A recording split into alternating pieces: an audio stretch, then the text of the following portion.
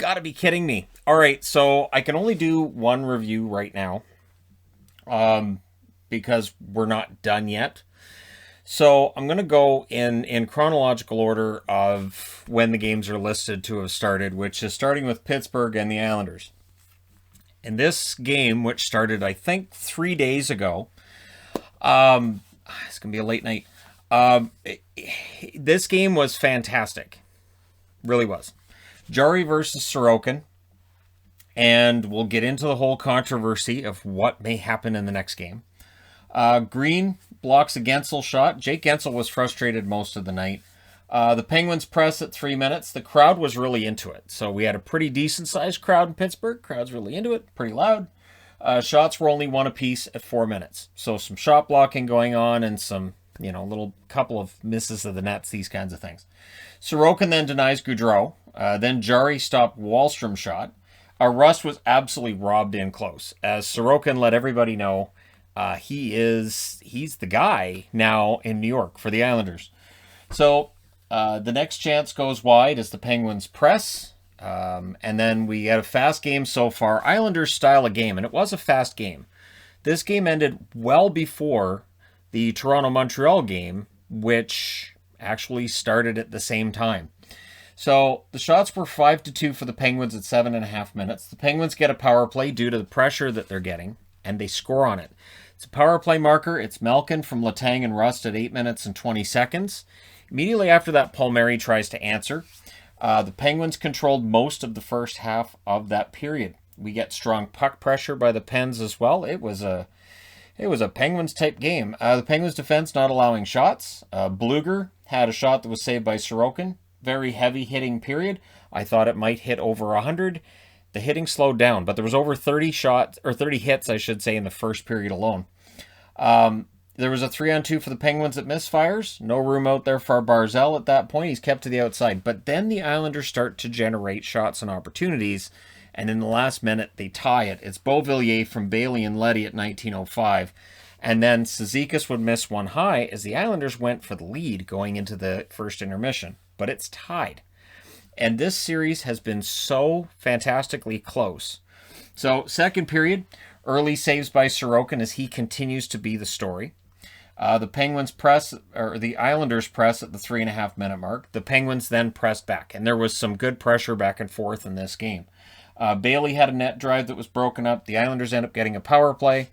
Pajot, fans on one at the Penguins net. That power play gets killed off. And then it's Rust from Crosby and Letang at 7:37. On this play, Evgeny Malkin, fantastic, doesn't end up getting an assist. So he holds onto the puck, lets the Penguins get a line change, and then in they go, and Rust gets the goal. So Malkin had a huge role in that one. And I thought Malkin had a real beast of a game today with that power play marker and then really helping out on that second goal. Back and forth action at the halfway mark. Pelech had a shot that was blocked by Gensel.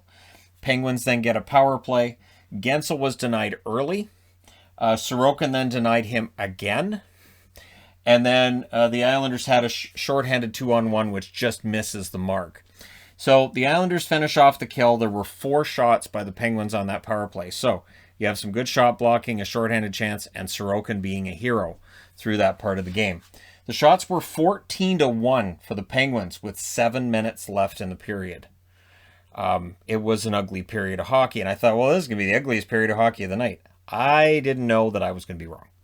We'll get to the game where I was wrong later, probably much later, probably tomorrow. I think I'm going to finish all the videos sometime tomorrow. If you're on the East Coast, it's already tomorrow. So, good morning.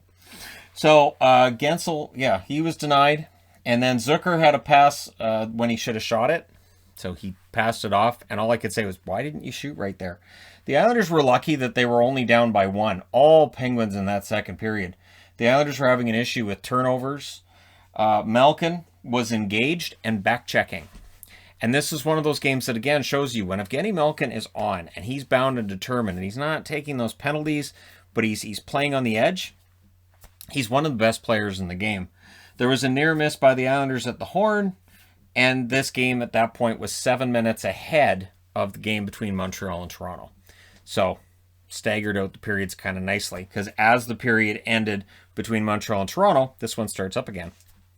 Penguins, 25-1-1 this season when they're leading after 2 periods. So it looks like this should be a Penguins win, right? Carter had one that just misses wide. Matheson causes a turnover to the Islanders. And there were lots of let's go Pens chants early on. Crowd's into it. They're excited. You win this game, you're going to the Island, and then you've got a chance to close out the series. So, yeah. Let's see. Lots of let's go Pens. Islanders press at 4 minutes. Carter to McCann. There was a near miss there. I'm tired at this point. I don't know how tired I'm going to be by the time I get to the end of the 5th review tonight, but I'll apologize now because, yeah, I'm going to say things wrong. I'm probably going to lose my place on the board. I'm going to apologize now because it's going to happen. So the dangerous Carter and McCann together looked like it was probably going to salt this away, but they don't. Palmieri picks off a pass, but the Pens would recover it. The clock is flying, which I thought favored the Pens. And the shots were 4-0 in their favor at 8 minutes. Everything's going their way. And then the first shot of the third period, it goes in. It's Eberle from Pajot and Komarov. And yeah, that's the first shot of the period for the Islanders. Now, the Penguins did try to answer right away. Malkin went beast mode. Sorokin ends up making a save on that play. Pulock cut off a 3-way pass. Pulock and Pelech are getting a lot of ice time in this series, and they're an underrated duo. If you've watched this series, you know why they're an underrated duo. They're not flashy. They just go out there and they do what they have to. They shut down Crosby as well as anybody can. The Pajot line had another strong shift. Pajot's been an absolute beast for them in this one. Jari denies Palmieri. Penguins reach 40 shots. There were only 17 for the Islanders at this point. Matheson hits Wahlstrom, and he was helped off the ice. That'd be a huge loss if he didn't return, of course. Penguins press with 7 minutes left. With 5:57 left, the Islanders get a power play. During that, Jari kicks aside a Beauvillier shot. The Penguins would kill things off, and then things get scrummy right after that. Palmieri was upset that Dumoulin high-sticked him, and there was no call. And he was high-stick. They just missed it. And it does. It happens. We'll get into it in the Winnipeg game, where sometimes you just don't see these things, and you might blow a whistle when you shouldn't. This kind of thing, you know. But yeah, no call. Looks like OT with 2:12 left. There were more pileups going on. And Sorokin, absolutely excellent, and guarantees this game goes to overtime. So we go to overtime. Near miss for Tanev as the Penguins pressed early. Matheson had a shot that was blocked. Pelech defends the Pens. Fast break. Jari denies Barzal in close. Martin had a shot that deflected at a play. They actually moved Martin up to the first line for a bit there. So you start moving your lines around, trying to throw the other team off. It's a good strategy if it works, right? Barzal fires one high. Malkin led a rush. The Islanders would clear that out. The Penguins press at 8 minutes. Sorokin makes some more saves because it's what Elias Sorokin does. Lucky saves, they still count. So, yes, it was kind of a lucky save that it just happened to hit his pad. But the way you can answer that is, but it's good positioning that he's right there for it to hit his pad. So there's that. Pettersson then had a shot that deflects wide. Jari robs Martin. Matt Martin had some opportunities in that overtime.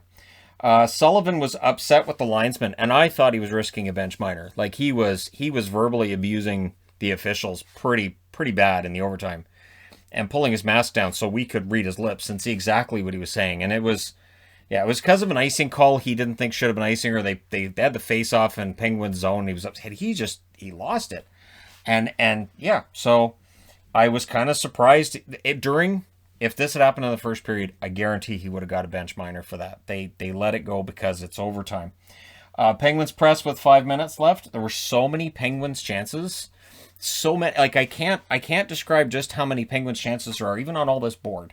Jari with a glove save on Eberle late. And then in the last minute, there are saves by Sorokin. So we're going to double overtime. And all I'm thinking is, I'm going to have 4 boards going at the same time because the Vegas game was starting. This is the big test. Because I figured that's going to go a while into double overtime. And I debated about whether or not to use a second board. I have had to use a second board on a game today.